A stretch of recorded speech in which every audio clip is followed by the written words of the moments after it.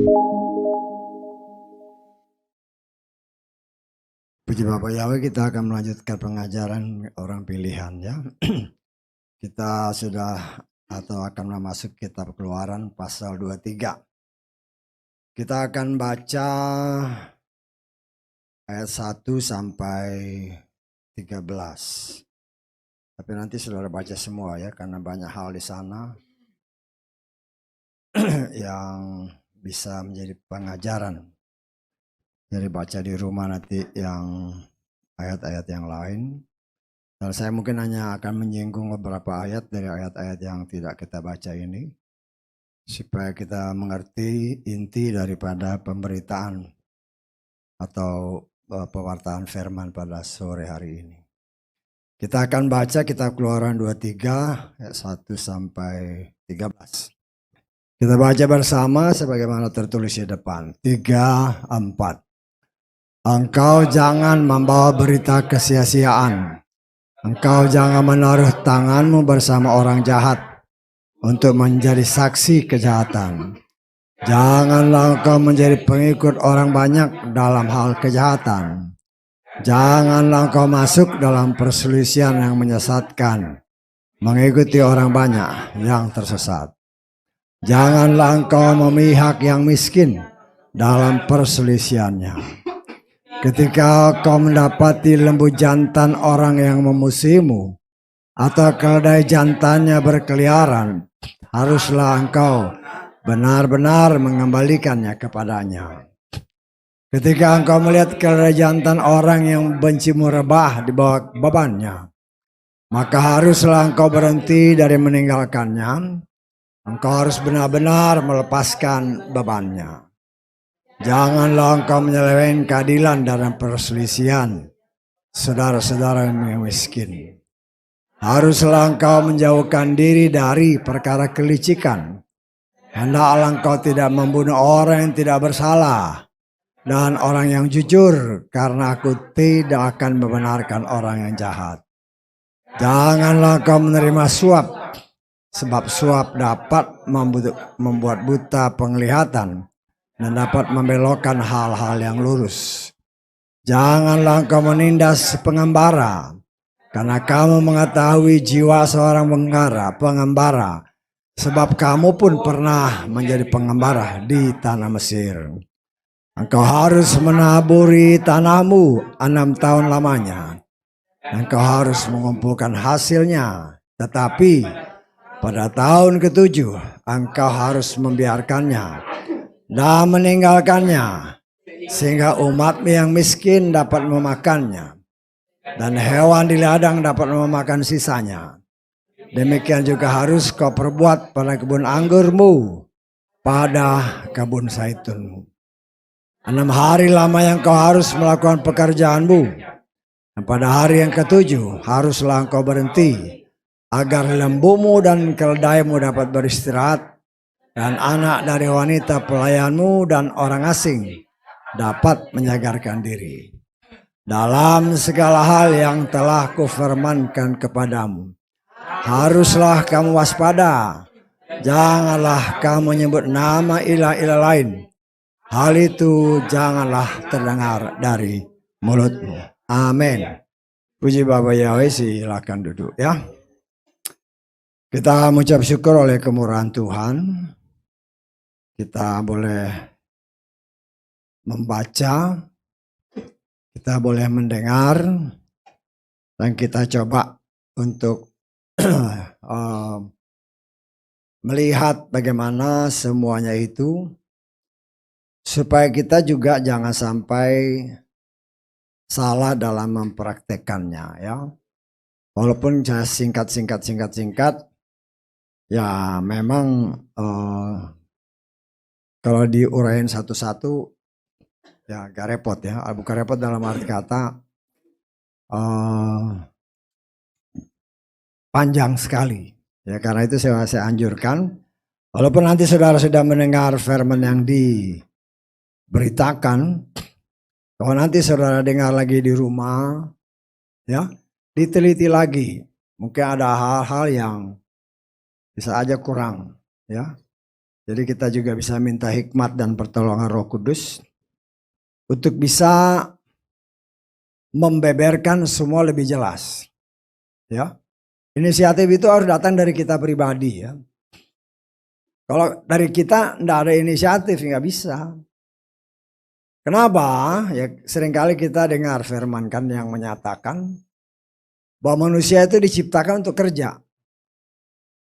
Ya, artinya ibadah, aboda itu kan bekerja. Dan memang sejak dalam kitab Kejadian sudah dinyatakan bahwa manusia itu harus kerja. Ya.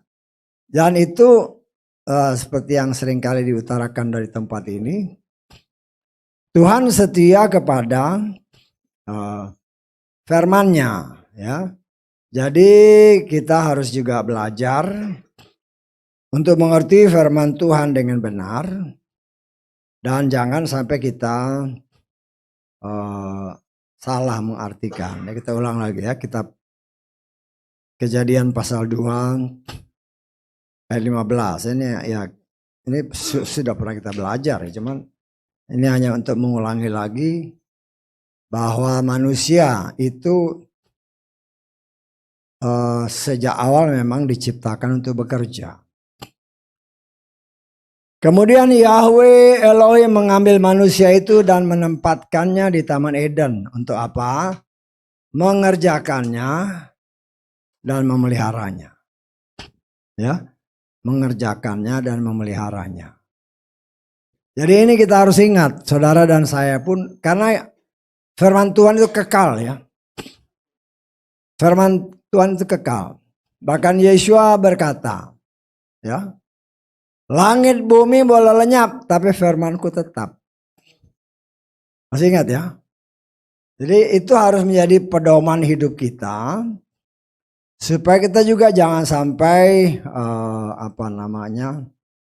salah mengartikan kebaikan Tuhan. Ya, kebaikan Tuhan itu harus benar-benar kita mengerti. Jangan sampai kita salah mengerti kebaikan Bapa Yahweh. Ya. Jadi kita harus coba terus-menerus mengerti akan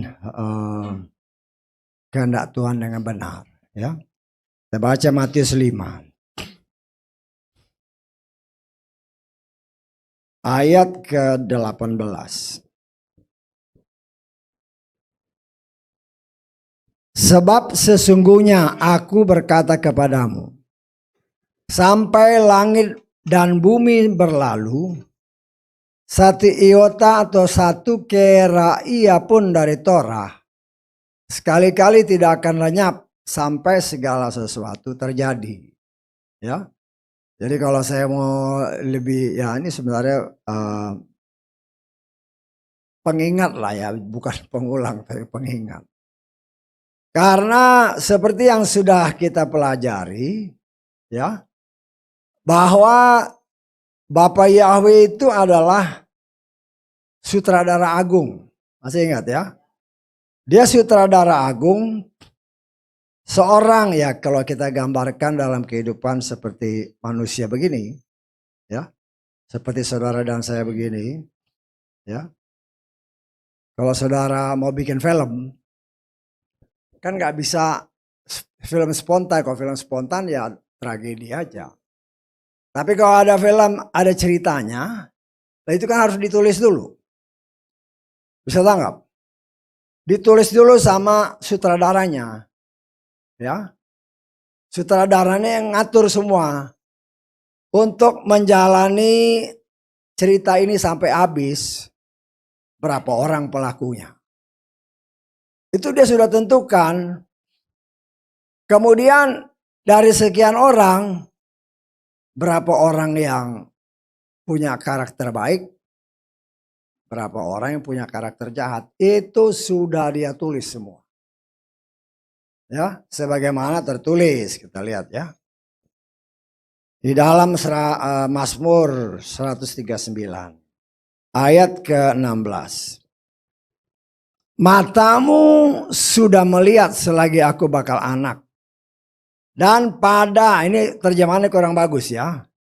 Dan pada kitabmu akan ditulis seluruh hari-hari mereka dibentuk. Ya, sini kan pada kitabmu akan ditulis. Ini salah. Nah, saya baca terjemahan Lugas ya. Ya, saudara baca ini nanti saya yang di ayat tadi itu ya. Saya baca terjemahan Lugas. Matamu sudah melihat selagi aku bakal anak. Dalam kitabmu semuanya tertulis, bukan akan tertulis. Semuanya tertulis. Hari-harinya akan dibentuk meskipun belum ada sesuatu pun. Ya. Kalau dia pakai kata-kata apa namanya akan ditulis, lo meski belum ada kok. Kalau belum ditulis ya wajar-wajar aja. Tapi karena dia Tuhan yang Maha Kuasa, ya, walaupun itu belum terjadi itu sudah ditulis. Nah, kita lihat terjemahan bahasa Inggrisnya coba. Thine eyes did see my substance, yet being unperfect. And in thy book all my members were written. Sudah ditulis. Ya. Sudah tertulis. Ya. Karena itu dikatakan di dalam kitab Matius tadi, ya, langit bumi boleh lenyap, tapi bukunya itu nggak bisa lenyap. Bukunya itu apa ya? Torah. Saya tanggap dari kitab Kejadian sampai kitab Wahyu. Itu semua sudah tertulis di situ. Itu tidak akan lenyap sampai semua sudah genap. Sudah genap yang mungkin kita sudah di langit yang baru, bumi yang baru. Bersama dengan Bapa kita yang asli, Yahweh. Ya. Nah, disinilah kita melihat, kita coba mengerti akan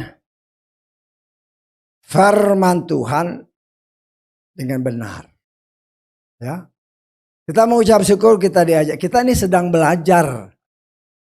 Sedang belajar dalam arti kata apa? Waktu minggu lalu kalau saya nggak salah ya. Ya. Seperti masih ingat nggak waktu Tuhan buka orang-orang Israel yang datang kembali ke Israel? Ya, khususnya 10 suku Israel yang hilang. Mereka kan dari mana-mana, dari seluruh dunia. Ada yang kulit hitam, ada yang kulit kuning, ada yang mata sipit. Tapi mereka pure punya DNA-nya Yakub. Ya. Nah, ketika mereka masuk, mereka kan di negara-negara di mana mereka ada, mungkin nggak ngerti lagi bahasa aslinya. Karena itu ketika mereka masuk, di training dulu bahasanya begini, adat istiadat di sini begini, bisa tanggap. Loh, itulah yang sekarang sedang kita praktekkan dalam hidup ini. Kita mengimani sudah sedang dipersiapkan untuk masuk. Pertama memang memerintah bersama dengan dia 1000 tahun lamanya. Tapi ingat ya, saya harus kasih ingat berulang-ulang. Ya. Untuk kita memerintah bersama dia, bukan pikiran kita yang memerintah. Tapi jiwa, berbicara pikiran, perasaan, kehendak itu berbicara jiwa. Ya. Jiwa duniawi kita ini berdasarkan firman Tuhan dalam Yakobus 1:21. Firman Tuhan itu kalau kita terima dia, firman Tuhan itu yang akan menyelamatkan jiwa kita. Karena jiwa ini sudah tercemar sama Adam dan Hawa dulu. Makanya sebagian kemuliaan hilang karena mereka tertipu oleh si jahat. Ya. Nah, di sini kita lihat, kalau tadi kita belajar, kita baca firman. Ini bagian daripada ya, pengajaran yang Tuhan berikan kepada saudara dan saya. Supaya kita mengerti nanti kalau kita terima firman itu seutuhnya dengan hati yang lemah lembut, ya, Maka Roh Kudus yang dianugerahkannya bagi kita memampukan kita bukan saja mengerti firman itu, tetapi juga mengingatnya dan mempraktekannya di dalam kehidupan kita sehari-hari. Ya.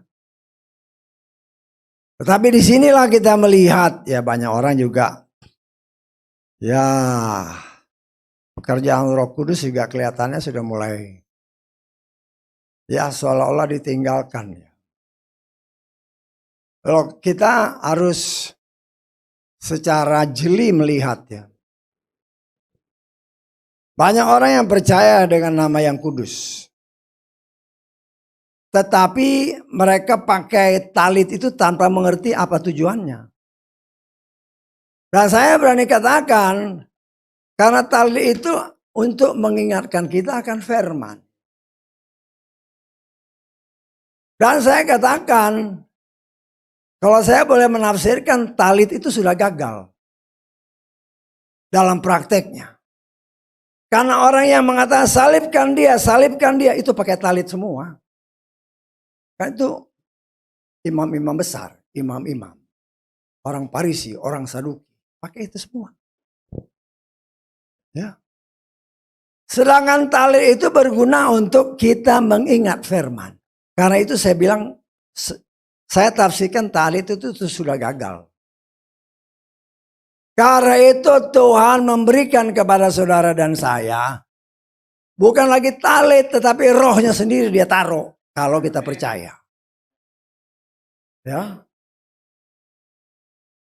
Tapi kan banyak orang ya pakai talit ya buat gagah-gagahan sih oke aja. Saya kalau pakai ini kayaknya wibawanya makin naik. Dalam hati saya kayak jimata aja. Loh itu kayak orang pakai jimat gitu ya. Pakai rasanya dunia itu kecil. Ya. Tanpa sadar itu mencuri kemuliaan Tuhan. Ya, itu kita harus itu liciknya setan. Ya. Banyak orang yang ya sering kali kita kadang kalau pelayanan-pelayanan keluar kan. Ya, yang ceritanya sesama pelayan Tuhan. Pak, itu yang pakai talit itu Pak. Wah, kalau soal duit bahaya itu Pak. Tipuannya macam-macam. Lah itulah seolah-olah itu hanya untuk menutupi tabiat aslinya. Ya. Jadi kita sebagai anak-anak Tuhan juga harus sangat berhati-hati. Boleh aja pakai talit, saya nggak larang. Cuman mengertikah engkau talit itu pakai buat apa? Itu yang pertama-tama. Kalau kita mengerti bahwa talit itu untuk mengingatkan kita akan firman sesuai kita bilangan. Seperti yang saya tafsirkan tadi, talit itu sudah gagal. Tapi orang Yahudi masih pakai, orang Yahudi belum percaya Yeshua. Itu yang harus kita ingat. Dan karena belum percaya, mereka belum terima Roh Kudus. Boleh dikatakan hampir sebagian besar lah ya. Ya sebagian kecil juga banyak yang sudah terima. Ya rasul-rasul kan diurapi dengan Roh Kudus semua. Ya. Dan disinilah kita melihat, ya kita sebagai anak-anak Tuhan ya kita harus ingat benar-benar. Bapa Yahweh di dalam Adonai Yeshua Masih sudah berikan kita Roh Kudus. Salah satu tugasnya sama dengan talit itu mengingatkan firman. Sesuai kitab Yohanes pasal 14 ayat 2, kita lihat Yohanes 14 ayat 26. Supaya kita juga harus mengambil suatu sikap ya. Jangan sampai kita salah dalam mengambil suatu sikap. Penghibur yakni Roh Kudus yang akan Bapa utus dalam namaku. Perhatikan ini. Dia akan mengajar kamu segala sesuatu dan akan mengingatkan kamu segala sesuatu yang telah kukatakan. Kenapa Yesus bilang gitu? Karena talit itu saya tafsirkan sudah gagal. Karena yang bilang mau salibkan dia itu ya pakai talit semua. Ya. Nah, itulah yang kita harus sangat berhati-hati. Ya kalau mau pakai ya boleh-boleh aja dengan segala atribut-atribut Yahudi. Hanya saya kasih ingat ya, yang kita pakai atribut Yahudi itu tidak menjamin keselamatan. Yang menjamin keselamatan apakah kita mengerti dan mempraktekkan firman itu dengan benar. Karena keselamatan itu urusan pribadi. Ya, gereja tidak bisa menyelamatkan kita. Gembala-gembala tidak bisa menyelamatkan kita. Ya. Orang tua, kakak, adik, anak-anak tidak bisa menyelamatkan kita.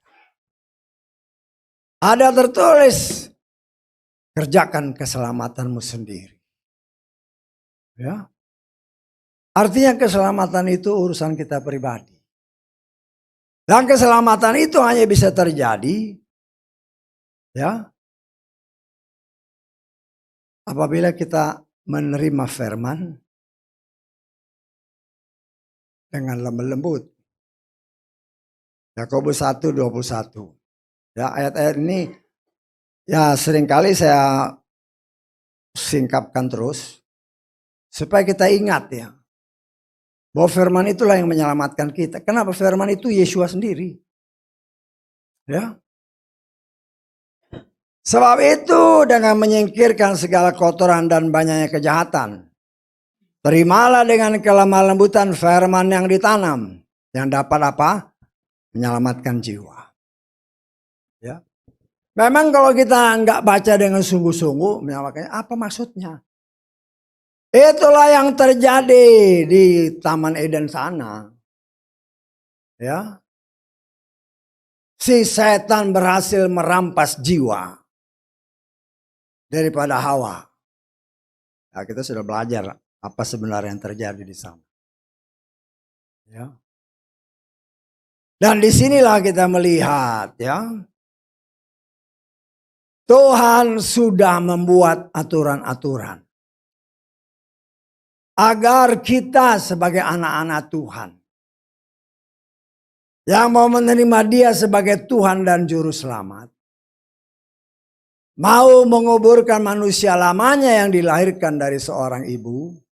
Melalui baptisan. Kita bangkit keluar dari air, keluar dari melalui baptisan. Lahir dari firman. Lahir dari Yesua.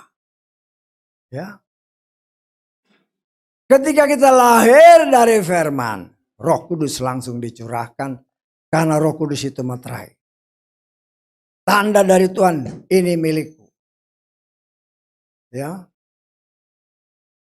Tetapi firman Tuhan memperlihatkan kepada kita, walaupun sudah dibaptis, sudah lahir baru, sudah melayani, bukan jaminan orang itu setia.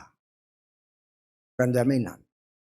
Karena kesetiaan itu pembentukan antara firman dengan kita.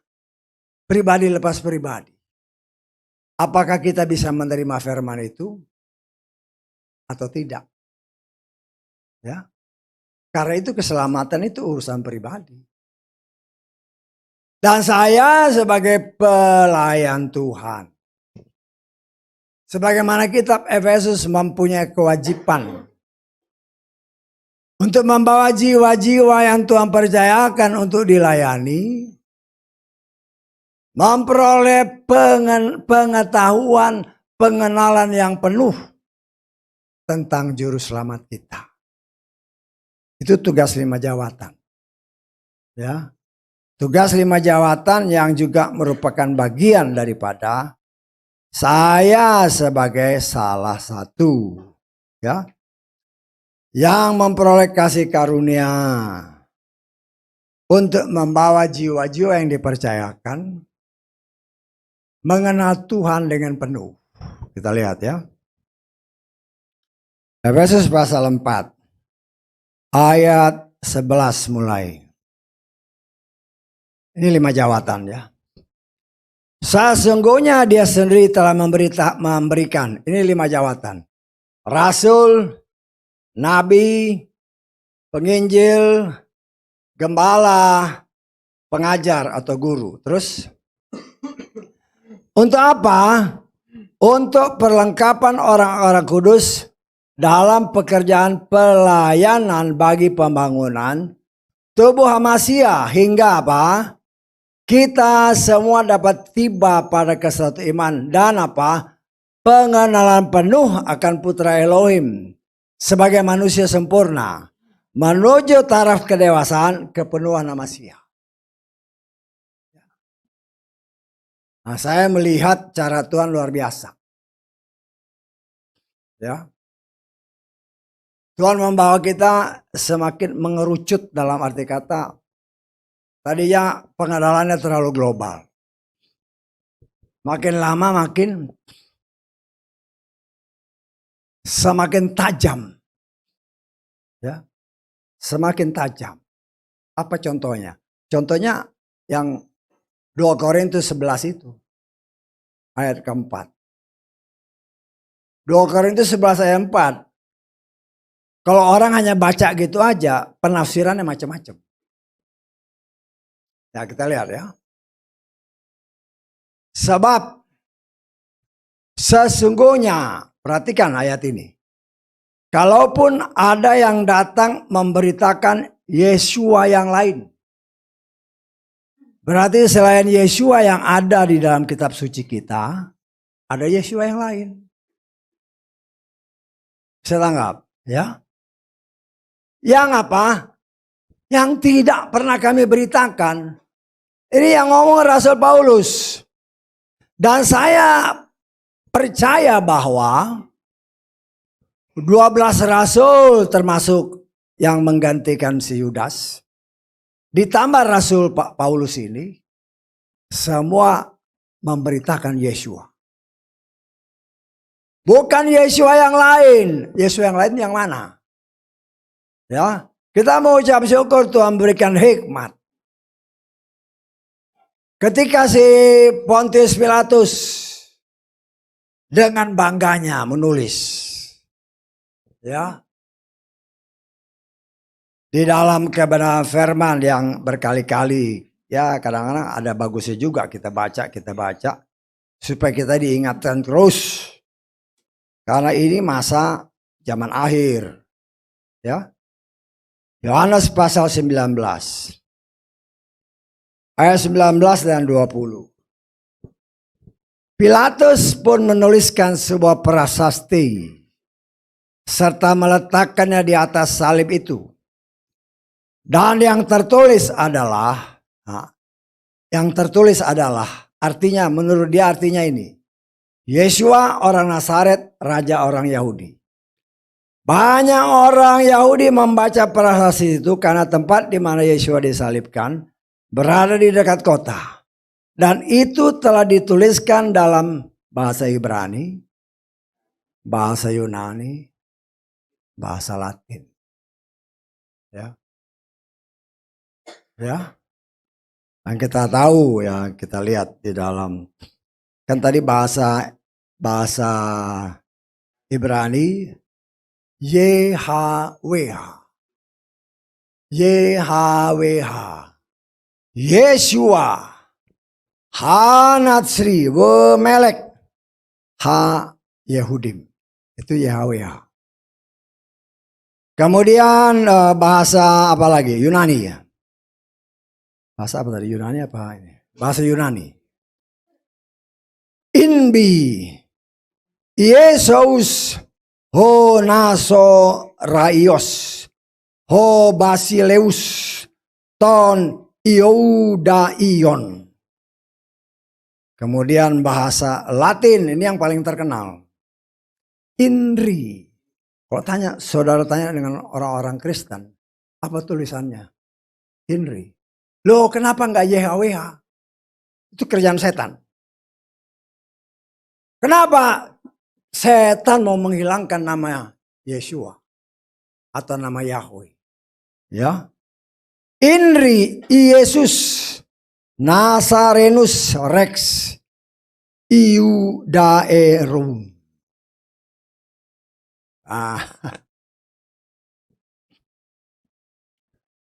Ada orang-orang, ya macam-macam sih orang ya.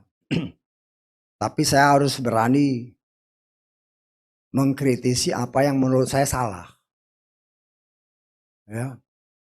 Alasannya, di dalam bahasa Yunani atau bahasa Latin, abjadnya nggak ada untuk menulis Yesua. Tuhan kasih ingat saya ya. Belum lama ini Tuhan kasih ingat. Dulu saya kerja di perusahaan Jepang lama. Ya. Di perusahaan Jepang itu kita kadang pakai Nippon Steel Association. Apa namanya? Buku apa sih namanya itu? Saya lupa nama ini ya. Kayaknya sih Nippon Steel Association itu daftar standar Jepang. Ya.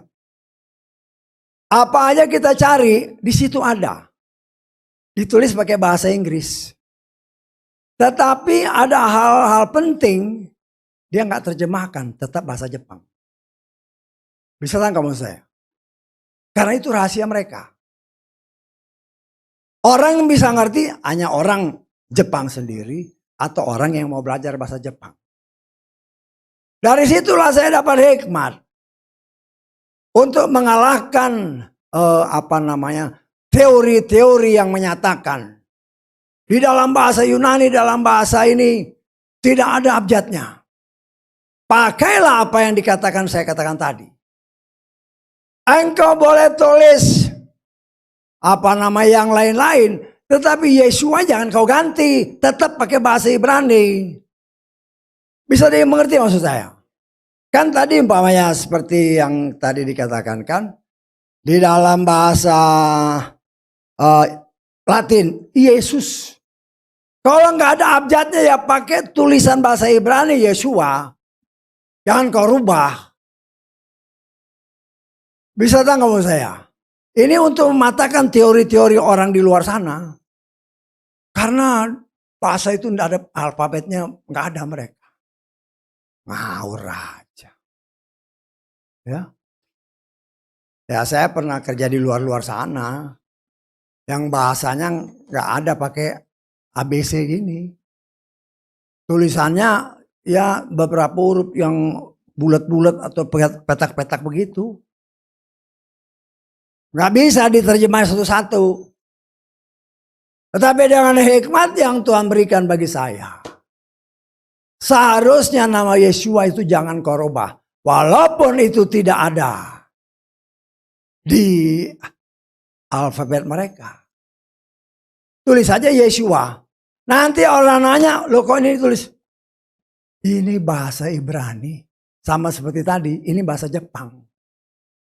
Kalau kau mau ngerti, tanya sama orang Ibrani. Sehingga engkau tidak merubah nama. Dan dua nama inilah yang saya tafsirkan. Yang dilihat oleh Paulus.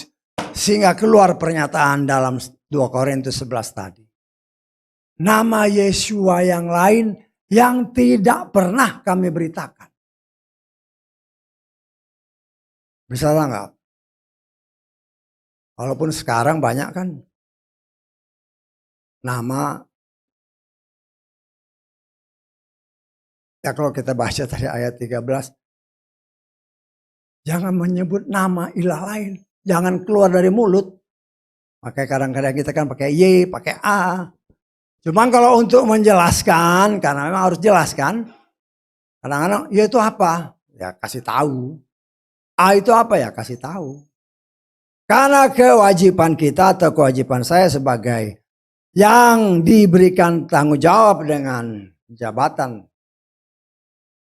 5 dari salah satu dari 5 jabatan itu, ya saya harus berani memberitakan. Ya saya merasa paling sedikit saya punya 2 jabatan di situ. Baik sebagai gembala maupun sebagai pengajar. Karena itu tugas yang saya kerjakan. Ya. Yang Tuhan berkenan percayakan sama saya, walaupun saya juga bukan berarti sudah sempurna, belum, tapi kita belajar. Ya. Nah, firman yang tadi kita baca, jangan.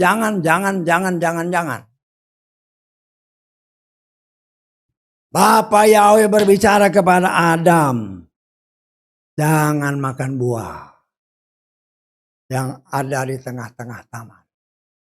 Ya. Buah pengetahuan yang itu jangan kau makan. Ya. Kalau kau makan, semati. Ya. Kita lihat lagi ya. Kejadian 2 ayat ke-9.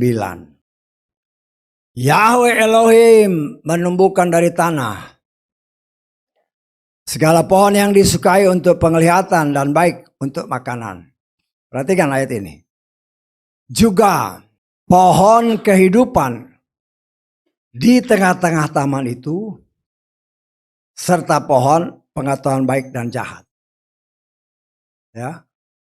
Nah, di sini kita harus sangat berhati-hati. Karena banyak orang juga sering salah mengerti di sini ya. Kita sudah belajar betapa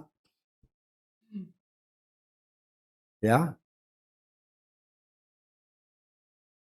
kejadian pertama tentang firman ditambah dan firman dikurang itu dilakukan oleh si Adam dan Hawa. Nah, kita sudah belajar, nggak perlu saya ulang. Tetapi yang kita mau lihat itulah yang dahulu dilakukan oleh Hawa, ya. Ketika Tuhan bilang, ya, kan Tuhan bilang di dalam ayat ke berapa nih? 16. Yahweh Elohim memberi perintah kepada manusia dengan berfirman, dari segala pohon di taman ini engkau sungguh boleh memakannya. Tetapi dari pohon pengetahuan yang baik dan jahat engkau tidak boleh memakannya. Karena pada hari engkau memakannya engkau sungguh akan mati. Ya. Tetapi justru yang dilarang ini, itulah yang menarik perhatian si Hawa. Ya. Dan kalau saudara perhatikan ayat-ayat ini, ya, ini Hawa belum ada. Ya, ini kan tadi berapa ayat berapa? Ayat 16 ya. Kalau kita lihat supaya saya hanya mengingatkan kita, ketika Tuhan berfirman, Hawa itu belum ada. Ya. Kita lengkap ayat ke-21. Ya. Yahweh Elohim menimpakan kepada Adam tidur lelap, maka dia tertidur. Kemudian mengambil satu dari rusuk-rusuknya. Lalu dia menutup daging di bawahnya. Dan Yahweh Elohim membentuk rusuk yang telah diambil dari manusia itu menjadi seorang wanita dan dia membawanya kepada manusia itu. Artinya ketika Tuhan berfirman jangan makan buah ini, Hawa belum ada. Dalam arti kata Hawa nggak dengar. Tetapi kewajiban Adam kasih tahu. Kasih tahu. Jadi kita bisa aja menafsirkan Hawa nggak tahu. Karena memang dia diciptakan belakangan setelah larangan itu keluar. Dan sayangnya karakter yang dulu diperlihatkan oleh leluhur kita ini itu merembet sampai kita.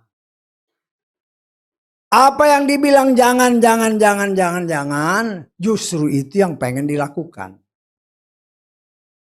Ya. Kalau nggak ada jangan, orang juga apa yang dilakukan. Tapi justru karena ada jangan, coba-coba untuk dilakukan.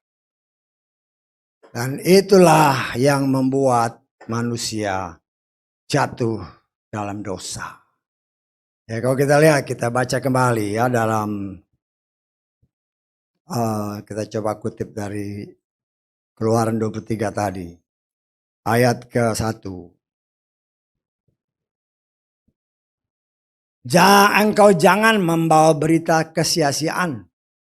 Engkau jangan menaruh tanganmu bersama orang jahat untuk menjadi saksi kejahatan.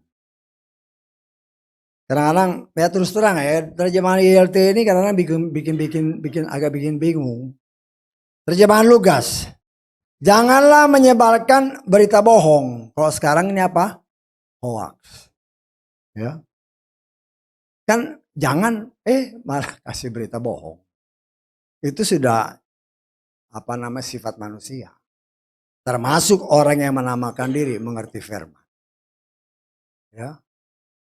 Kemudian jangan membantu orang jahat dengan menjadi saksi dusta.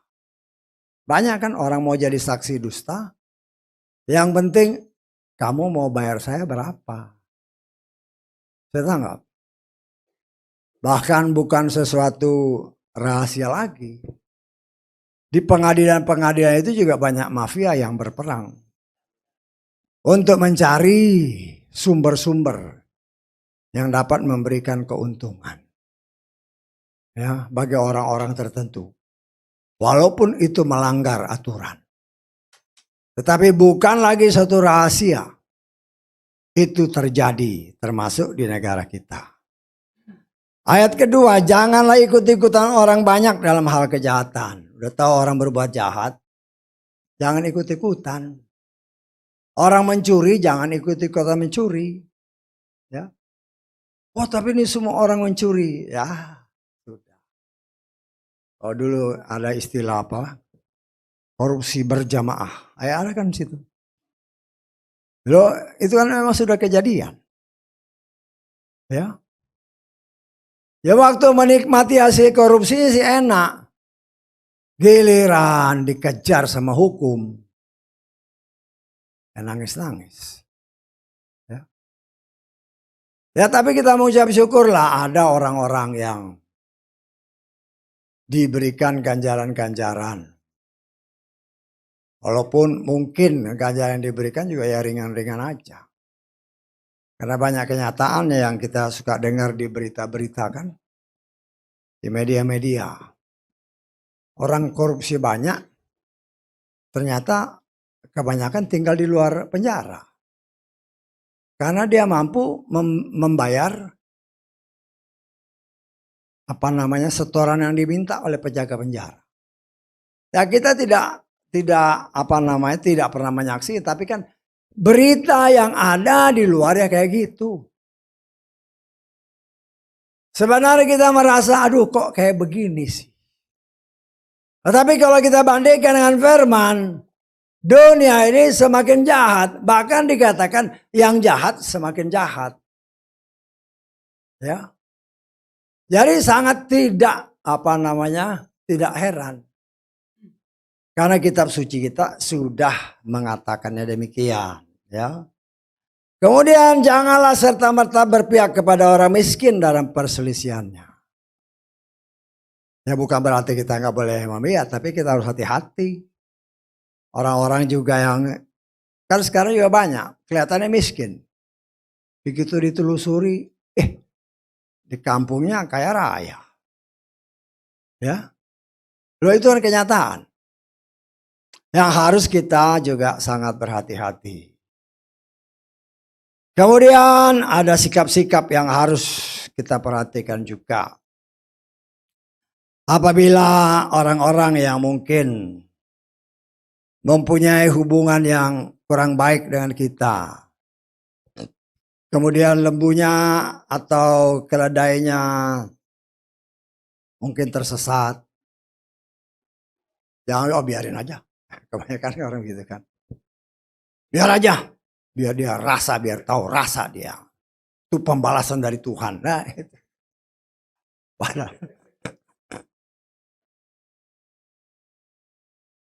Kadang-kadang kita asal ngomong aja. Ya, firman Tuhan kan bilang. Orang yang mungkin kita tidak sukai bahkan memusuhi kita. Kalau keledainya atau lembunya tersesat, ya, kembalikan kepada orang yang mungkin membenci kita. Itulah yang ya boleh kita katakan yang Yeshua rangkum. Ya. Jangan balas jahat dengan jahat. Berkatilah musuhmu. Itu cara Yeshua. Nah, kita belajar memang dalam prakteknya sulit karena itu daging kita yang belum bisa seutuhnya menerima. Walaupun seringkali kita berdoa, Tuhan tolong saya matikan kedagingan saya. Cuman adanya ketika doa-doa. Habis doa lupa. Padahal baru berdoa kan. Nah, kita diingatkan sama Tuhan. Kita diajar kita ini akan bersama Dia. Kalau kita masih memiliki karakter duniawi, gak mungkin kita memerintah dengan Dia. Gak bisa. Jangan mimpi memerintah bersama Dia. Karena itu kita harus berusaha dengan pertolongan Roh Kudus. Memampukan kita mematikan semua keinginan daging. Keinginan mata, keangkuhan hidup. Dengan cara apa? Biar Tuhan membakar semuanya. Menghancur leburkan dengan firman. Tetapi ketika kita membiarkan seperti itu. Apakah kita tahan? Sakit kan dibakar. Sakit kan kalau dipukul. Ya bukan jasmani ya Pak. Bukan hati kita. Ya. Aduh. Orang yang kayak begini biarin aja. Itu pasti Tuhan yang balas. Loh. Itu tidak sesuai dengan apa yang tertulis. Kita belajar untuk mempraktekkan.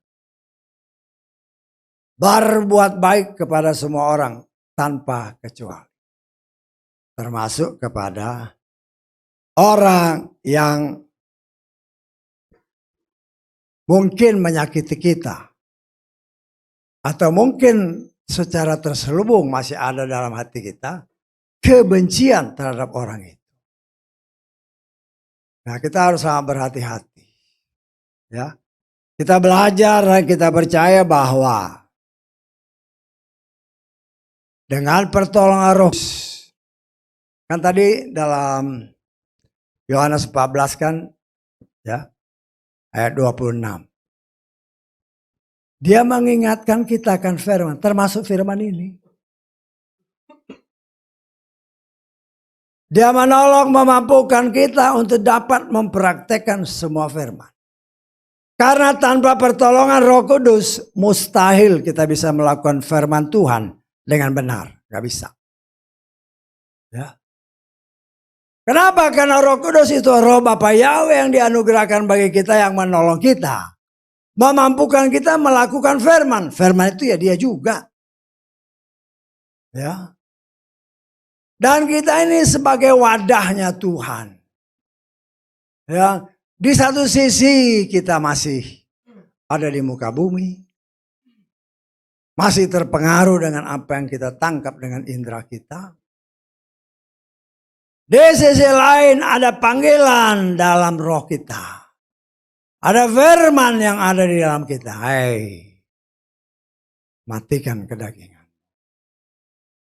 Ya mungkin aduh Tuhan susah. Jangan bilang susah. Karena bagi Tuhan tidak ada yang susah. Bagi Bapa Yahweh tidak ada yang mustahil. Hanya mau enggak itu aja. Ya, mau enggak? Ketika Maria dikatakan oleh malaikat, engkau akan hamil. Kemudian Maria ngomong sama, bagaimana mungkin aku belum punya suami? Ya. Malaikat surga berkata, Roh Bapa yang akan menaungimu. Dan ingat, tidak ada yang mustahil bagi Dia. Dan itu firman yang juga berlaku buat kita. Ya, karena firman itu tidak berubah. Apa yang dia firmankan itu kekal. Kita coba mempraktikkan firman itu dengan mengimani dengan pertolongan Roh Kudus. Aku pasti bisa. Aku pasti bisa. Ya. Dan disinilah kita melihat luar biasa. Ya, firman Tuhan menyatakan, selanjutnya dikatakan, jangan engkau menerima suap. Ya, ayat keberapa ini? Ayat ke-8. Karena suap jelas-jelas dikatakan dapat membutakan penglihatan dan memutarbalikkan perkataan orang benar. Ini memang kenyataan. Ya. Dengan merajalelanya kejahatan bisa ditutupi dengan suap. Ya. Entahkah yang harusnya menindak karena uang suap, ya tutup mulut. Tetap. Ya. Tapi kalau dia tutup mulut, kan ada ini. Ya tambah lagi setoran. Dan itulah yang terjadi. Ya. Karena itu betapa luar biasanya manusia di muka bumi ini. Semakin hari semakin rusak. Ya. Karena mereka memang benar-benar hanya mau mementingkan kedagingannya sendiri. Ya. Karena itu kita sebagai anak-anak Tuhan. Ya. Kita harus mengerti dengan benar. Bahwa ya Tuhan menghendaki kita jangan sama dengan orang dunia. Kita lihat dalam 2 Timotius 3 ayat 12 dan 13. Dan bahkan semua orang yang ingin hidup saleh di dalam Hamasiah Yeshua, mereka akan teraniaya. Perhatikan. Tetapi orang-orang jahat dan para penipu, mereka akan makin bertambah jahat, seraya menyesatkan dan disesatkan. Jadi kita mengucap syukur dengan apa yang kita lihat di muka bumi sekarang, khususnya negara kita lah. Karena kita bisa dengar dari berita-berita kan. Makin jahat, ya ini menggenapkan ini. Artinya kitab suci yang saudara dan saya punyai, miliki, baca, itu adalah benar. Ini kan ditulis ribuan tahun yang lalu. Dan itu terjadi kita melihat, wah luar biasa. Hanya jangan sampai kita ikut-ikutan, kata firman Tuhan tadi kan, sama orang jahat.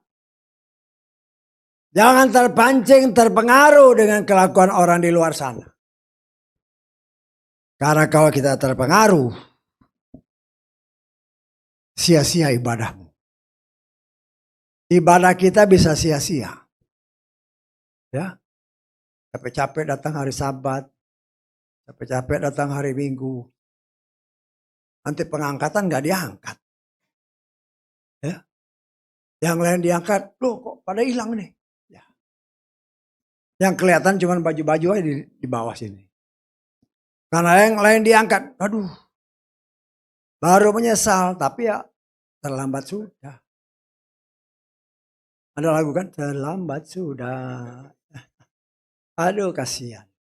Karena itu betapa suci dan salehnya saudara dan saya harus hidup. Ya. Nah Tuhan memberikan kepada saudara dan saya jalan. Bagaimana kita menjalani kehidupan dalam kesalehan. Ya. Karena itu Tuhan ingatkan kembali, terus menerus diingatkan. Sebagaimana tertulis di dalam kitab 2 Petrus pasal 1 ayat ketiga. Sebagaimana kekuatan ilahinya.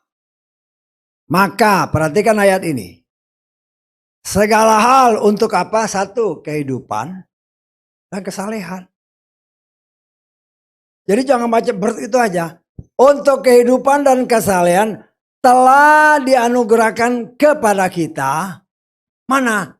Lewat pengenalan penuh akan Dia yang telah memanggil kita melalui kemuliaan dan kebajikan. 5 jawatan tadi berdasarkan firman Tuhan yang tadi kita baca nggak tadi? Kayaknya belum ya.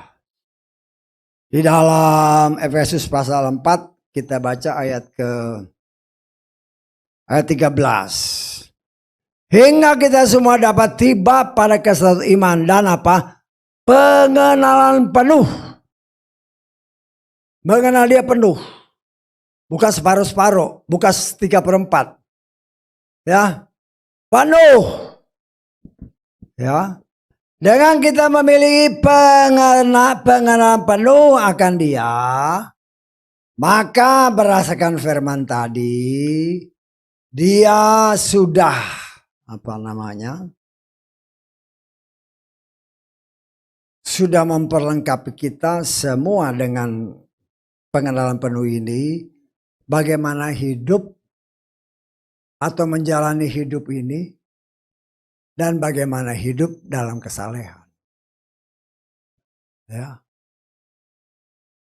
Kalau saudara dan saya hidup saleh, janji Tuhan.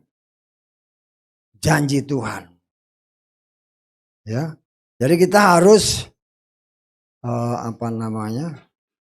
segala sesuatu harus kita kaitkan satu dengan yang lain. Supaya kita benar-benar mengerti akan rencana Tuhan yang luar biasa. 2 Petrus pasal 2 ayat 9.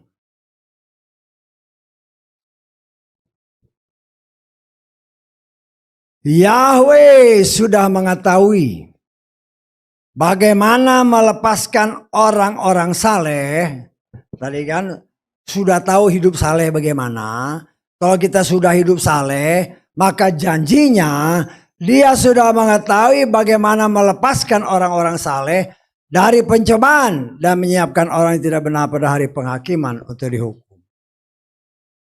Hanya sekarang, apakah kita hidup saleh? Ya. Apakah ada permasalahan langsung cemberut? Coba robah ya, kita belajar merubah. Kalau ada permasalahan, bilang sama Roh Kudus, terima kasih. Aku percaya Engkau yang ada di dalam aku lebih besar dari apapun yang ada di dunia, termasuk permasalahan. Kalau permasalahan yang terjadi karena salahku sendiri, aku mohon ampun. Karena seringkali permasalahan itu terjadi karena salah kita sendiri ya. Aku nggak pernah bilang, mungkin kemarin enggak, sebulan yang lalu, setahun yang lalu. Ingat ya, apa yang kita pernah taburkan,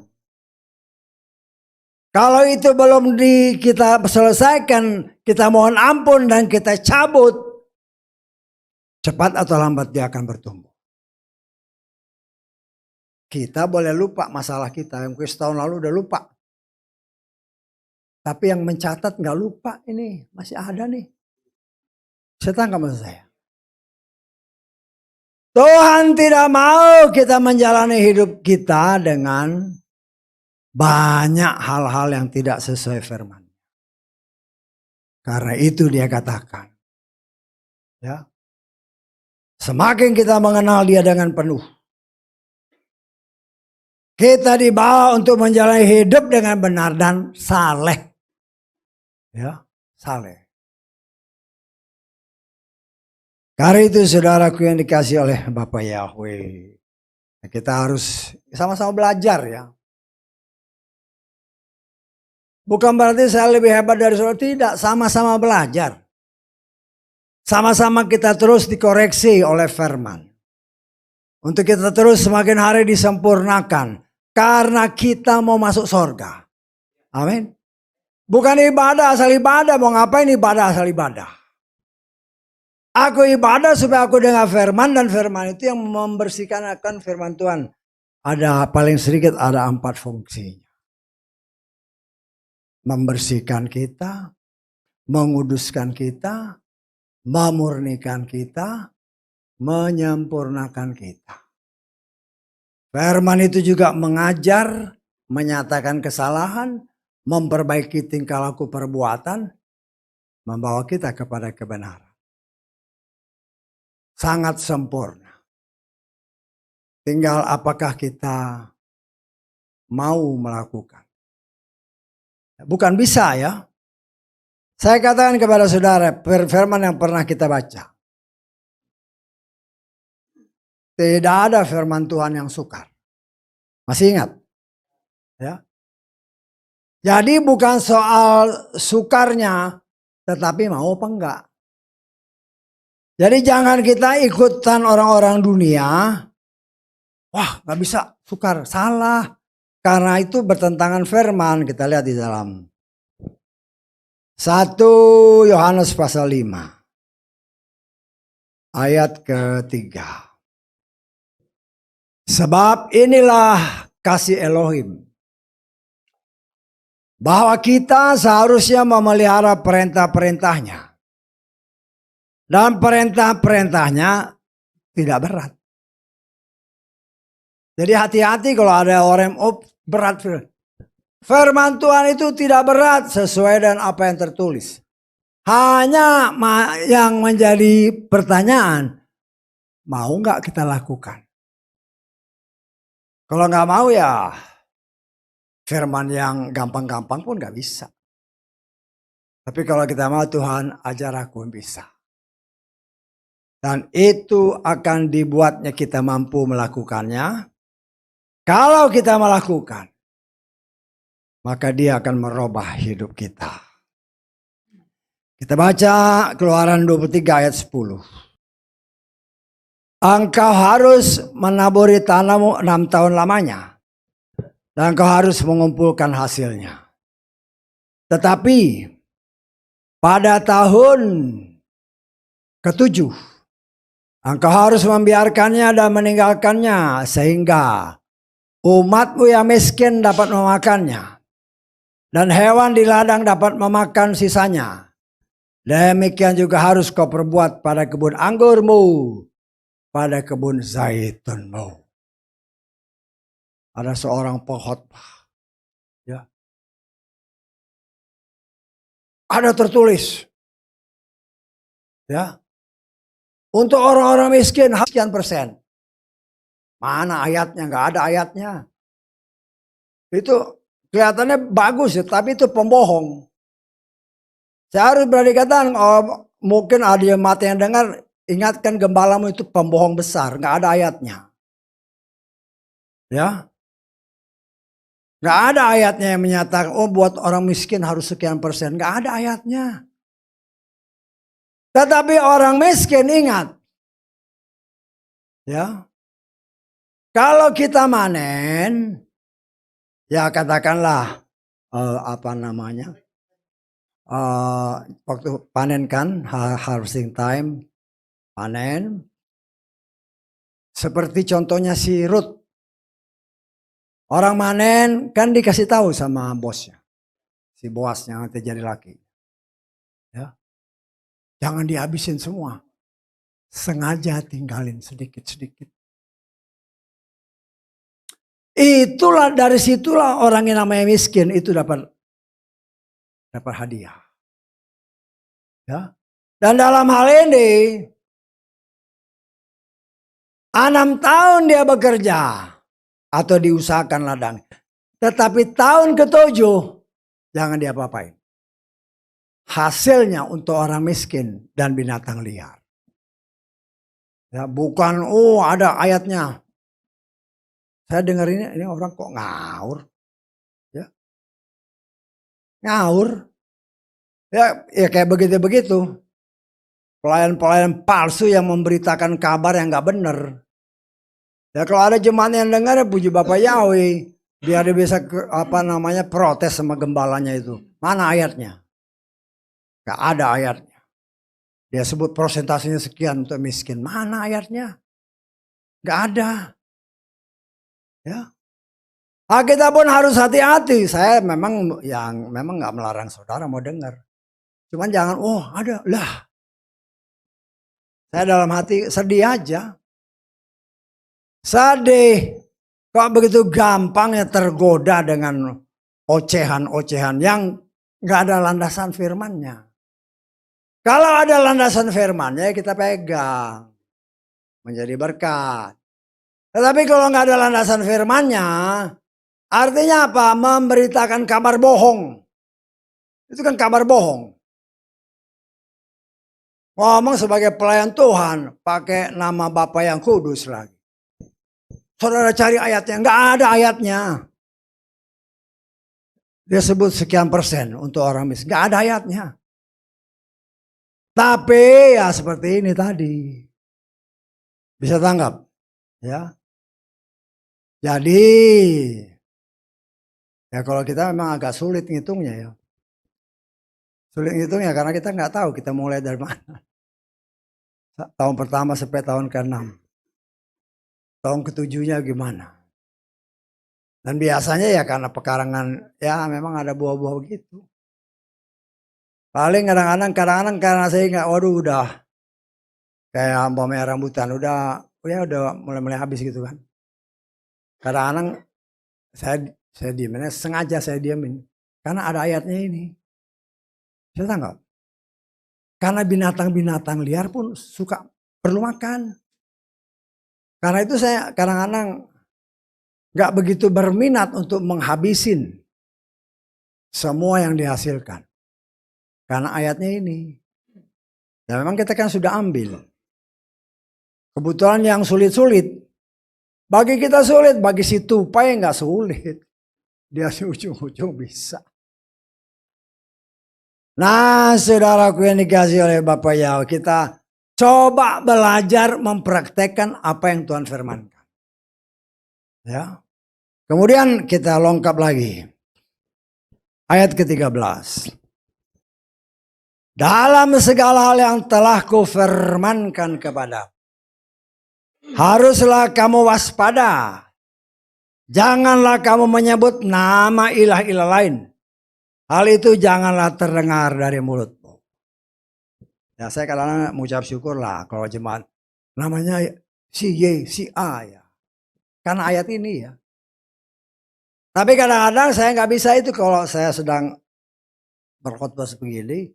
Supaya orang ngerti. Ya saudara sering ngerti. Tapi karena kita siarkan keluar kan. Siapa tuh maksudnya si Y? Siapa itu si A? Wah, jangan sampai itu jadi tanda tanya. Tetapi dalam kehidupan praktek sehari-hari, bukan hanya Y dan A, tapi yang lain-lain pun jangan kau panggil. Karena ini larangannya. Dilarang. Kita harus menjaga kekudusan apa yang keluar dari mulut ini. Nah, saya percaya dengan pertolongan Tuhan, kita bisa mempraktekannya. Kita lengkap ayat ke-14 ya. Saya lengkap-lengkap ya. Supaya satu bab bisa selesai satu hari. Kalau memungkinkan, kalau nggak memungkinkan ya boleh buat. Ayat ke-14. 3 kali dalam setahun engkau harus mengadakan perayaan bagiku. Ya. 3 kali dalam setahun. Artinya 3 hari raya utama ini semua laki-laki Israel harus hadir. Bisa tangkap, ya. Semua harus hadir ke Israel sana. Kenapa? Ini perintah. Dan kita melihat betapa taatnya orang ini kepada perintah Bapa Yahweh sampai detik ini. Dengan cara apapun mereka berusaha untuk bisa ke sana. Ya. Ketika hari raya itu pertama hari raya roti tidak beragi. Nah, kita sudah belajar hari raya tidak beragi. Setelah hari Paskah, besoknya hari raya tidak beragi. Hari di mana bangsa Israel mulai start perjalanan menuju ke tanah perjanjian. Ya. Kemudian hari raya yang kedua, ya, dikatakan hari raya menuai hasil pertama. Ya, memang tidak disebutkan di sini, tapi ini saya percaya adalah hari Pentakosta. Ya, karena 3 hari raya utama ya. Hari raya tidak beragi, Pentakosta, dan yang terakhir ketiga adalah hari raya Sukot. Ya. Nah, kita coba mempraktekkannya. Tetapi dengan segala keterbatasan, ya kita harus akui terbatas. Karena seringkali hari-hari itu tidak jatuh pada hari Sabtu ataupun Minggu. Seperti besok ini kan. Besok ini karena Paskah. Besoknya lagi hari raya tidak beragi. Karena Senin dan Selasa bukan hari libur di kita.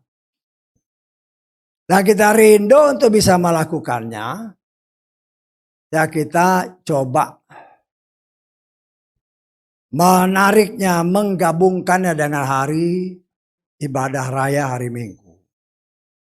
Jadi ibadah raya Minggu, ibadah raya Paskah, ibadah raya roti tak beragi. Kita coba mempraktekkannya. Kemudian saudaraku yang dikasih oleh Bapak Yahweh. Kita lengkap ke ayat 20.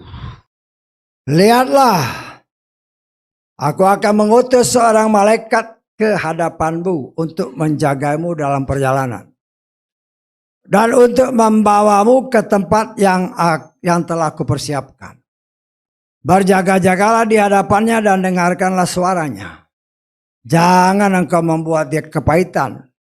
Karena dia tidak akan menanggung pelanggaranmu. Perhatikan, sebab namaku ada di dalam dia. Ya. Setiap malaikat yang diutus Bapa Yahweh dari sorga, itu merepresentasikan Bapa Yahweh sendiri. Karena di situ ada nama Bapa Yahweh. Ya. Sehingga seringkali kita melihat Bapa Yahweh datang. Ya malaikatnya yang datang. Ya. Tetapi dia sebagai wakil yang diutus Tuhan. Kalau kita berani tidak mendengarkan dia, artinya kita juga tidak mendengarkan yang mengutus. Artinya resikonya kita tanggung. Karena dia berdasarkan firman ini, kita kan sedang menuju ke tanah perjanjian. Kita sedang menuju untuk bersama dengan dia. Karena itu, dia mengutus malaikat. Dia memberikan kepada kita rohnya. Yang menyertai kita di dalam menjalani kehidupan ini. Sehingga kita tidak akan pernah tergoda melihat ke kiri, melihat ke kanan. Tawaran dunia di sebelah kiri dan kanan memang sangat menarik kedagingan. Tetapi itu semua bisa membawa kita kepada kebinasaan. Karena itu kita berusaha dengan pertolongan Roh Kudus mematikan semua kedagingan dan berjalan lurus sesuai kehendaknya dengan mata yang tertuju kepada Yeshua HaMashiach. Ya. Ayat terakhir kita baca ya. Nanti saudara baca yang lainnya ya. Ayat 25 dan 26. Kamu harus beribadah kepada Yahweh Elohimmu. Maka dia pasti memberkati roti makananmu dan air minumanmu. Dan aku pasti menjauhkan penyakit dari antaramu. Tidak akan ada yang keguguran dan yang mandul di negerimu. Aku akan memenuhi jumlah hari-harimu. Ya, kita mengucap syukur dengan ayat-ayat ini. Ketika beberapa waktu yang lalu kan, COVID melanda di mana-mana. Dan mungkin kita satu-satunya gereja yang buka. Ya. Bukan karena kuat gagah kita. Percaya nggak akan firman? Ya. Karena kita percaya, kita terus ibadah. Tapi efek sampingnya saya mengucap syukur. Anak-anak Tuhan yang gerejanya tutup, mereka kan haus. Cari-cari, loh ini ada. Ya, ini beberapa orang saudara kita kan datang. Itu bukan sesuatu yang kebetulan. Itulah bagian dari proses penyempurnaan yang terus-menerus dikerjakan oleh Tuhan. Karena memang kita mau hidup dalam kebenaran. Sehingga kita tidak akan pernah bisa tertipu dengan berbagai macam ajaran-ajaran yang kelihatannya baik, tetapi tidak melakukan firman Tuhan seutuhnya. Jadi saya harapkan ya, kita harus ingat ya, firman Tuhan itu kekal ya. Ya bukan berarti kita nggak bisa ya pilek-pileknya ya biasa-biasa aja. Ya. Tapi kayak balas sampar segala macam itu janji Tuhan. Darah Yesua masih membungkus kita. Kalau pilek batuk ya kadang salah sendiri. Udah tahu dingin minumnya es. Makanya goreng-gorengan. Jangan salahin Tuhan. Termasuk saya kadang-kadang ini waduh enak juga ini. Akhirnya makan ini ya akhirnya belakangan baru salah. Ya. Saya kemarin-kemarin itu kan nggak ada apa-apanya. Di kamar itu kan ada apa namanya? Apa jeruk apa minuman jeruk gitu loh. Apa namanya nggak usah disebut lah. Nanti orang dengar sedang nggak bagus. Kepengen juga gitu kan. Minum lah. Dulu saya pernah minum dulu minuman lain. Saya minum sisa kan. Saya tutup rapat. Tinggal sehari. Sehari lupa. Hari keduanya minum. Nggak lama langsung di sini. Batuk terus saya waktu saya minum yang jeruk ini juga saya ingat-ingat nih. Hati. Jadi saya berusaha ngabisin 1 hari.